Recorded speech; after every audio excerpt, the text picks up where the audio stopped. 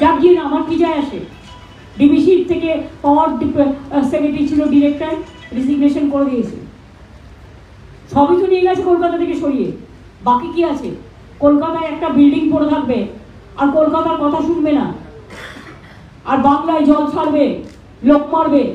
মানুষ আগে না ওর একটা বিল্ডিং এর কাঠামো আগে? ওখানে তো বসে সব আরাম কায়দায় বসে থাকে। জল ছাড়ে তো জল শক্তি মন্ত্র।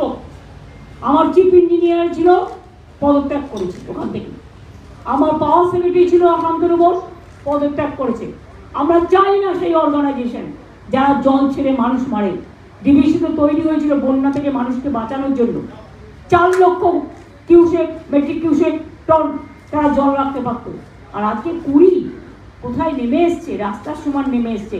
20 বছর ধরে ড্রেজিং করে না, ডিসইনফেকশন করে না, ফলাক্কায় করে না, মানুষ জলে ডুবিয়ে মারে।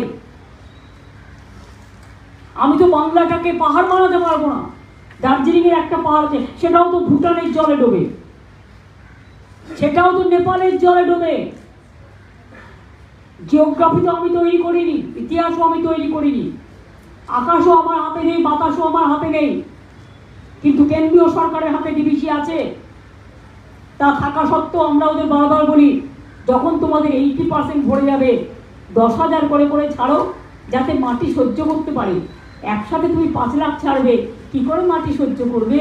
তুমি তো জল এসছে 3 তলা সমান, 3 তলা সমান জল এসছে এবারে। Can you imagine? তাও তো অনেক অঞ্চল বেঁচে গেছে, যেগুলো বেঁচে আছে ভাবছেন তার জন্য আমরা অনেক কাজ করেছি,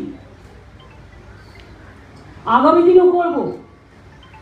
কিন্তু যতক্ষণ ডিবিসি, আমি শুনেছি ওটা এখন কর্পোরেট হয়ে গেছে, শুধু পাওয়ার বিক্রি করে, এবং কিছুদিনের মধ্যেই খদ্দের ঠিক আছে বিক্রিও করে দেবে। যেমন রঘুনাথপুরে ইসিএল একটা প্ল্যান্ট বিক্রি করে দিচ্ছে, প্রাইভেটকে আন্দোলন চলছে। এগুলো মাথায় রাখবেন। রেলের